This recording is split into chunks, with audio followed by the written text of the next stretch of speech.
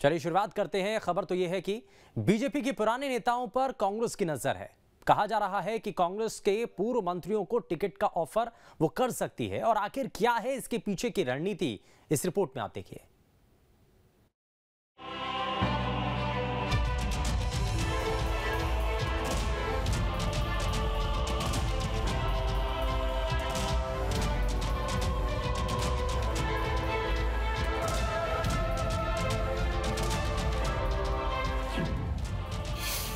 BJP के पूर्व मंत्रियों पर है नजर। चुनाव में कांग्रेस दे सकती है ऑफर। वैसे तो अपनों से दोनों पार्टियों को खतरा है, लेकिन बीजेपी को इससे ज्यादा नुकसान का डर है। ऐसा इसीलिए क्योंकि बीजेपी के पुराने और अनुभवी नेता अनदेखी से नाराज हैं। पीढ़ी परिवर्तन के चक्कर में कई नेता साइड हो चुके हैं। इसके अलावा सिंधिया समर्थकों के आने से कई दिग्गजों के समीकरण बिगड़े हैं। ऐसे में अगर उन्हें टिकट नहीं मिला तो वो कांग्रेस का दामन थाम सकते हैं। कहा जा रहा है कि कांग्रेस भी इसका लाभ उठाने की पूरी कोशिश में है, क्योंकि अगर बीजेपी के नेताओं ने पाला बदला तो बीजेपी में भीतर खात की स्थिति बनेगी। इसका सीधा फायदा कांग्रेस को मिलेगा। हालांकि बीजेपी का दावा है कि पूर्व मंत्री परिवार के लोग हैं, वो पार्टी से अलग नहीं है।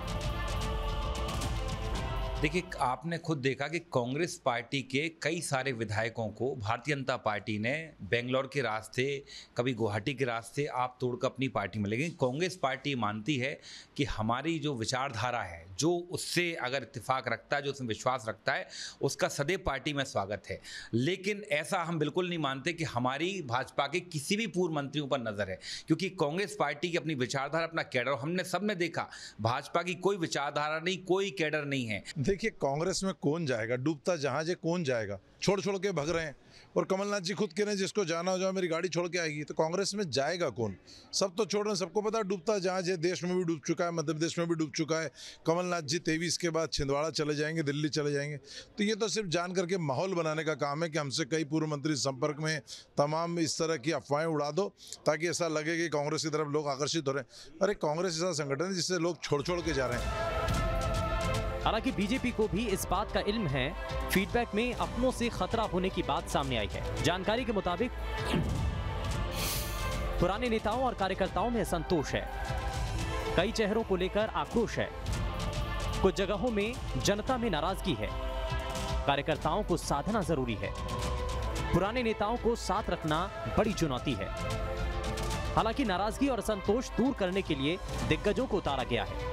अलग अलग जगहों पर लगातार संवाद हो रहा है, लेकिन इस बातचीत से पुराने नेता मन से साथ देंगे इसकी गारंटी नहीं है। एक जमाने में बीजेपी के कद्दावर माने जाने वाले चेहरों का सियासी करियर अब खतरे में है। इनमें कई तो ऐसे हैं जो अगर 2023 में चुनाव नहीं लड़े तो उनका राजनीतिक करियर खत्म हो जाएगा। ऐसे में वो अंतिम पारी खेलने के लिए कांग्रेस का दामन भी थाम सकते हैं। दावा तो ये भी किया जा रहा है कि कांग्रेस लगातार ऐसे नेताओं के संपर्क में भी है।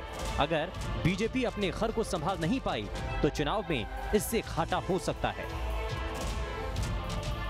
बीजेपी के पूर्व मंत्रियों पर मध्य प्रदेश कांग्रेस की नजर है। दरअसल जिस प्रकार से वर्तमान में बीजेपी के पूर्व मंत्रियों को पार्टी ने साइडलाइन किया हुआ है, कहीं ना कहीं उसका फायदा अब कांग्रेस उठाना चाहती है। और यही वजह है कि बीजेपी के पूर्व मंत्री और वो मंत्री जो कहीं ना कहीं पार्टी की आन बान और शान एक समय पे माने जाते थे और वर्तमान में उन्हें पूछा नहीं जा रहा है, उन पर कांग्रेस की नज़र है। इसके अलावा ज्योतिरादित्य सिंधिया के बीजेपी में शामिल हो जाने के बाद भी कई बदलाव देखने को मिले हैं।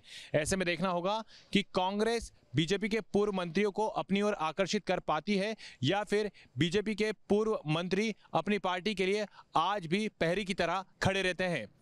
वीडियो जर्नलिस्ट अभय के साथ जितेंद्र शर्मा, न्यूज स्टेट भोपाल। अब इसमें खबर तो ये है कि भीतर खात रोकना सबकी चुनौती बन चुकी है। जो बिखराव रोकेगा, रेस में आगे वही रहेगा।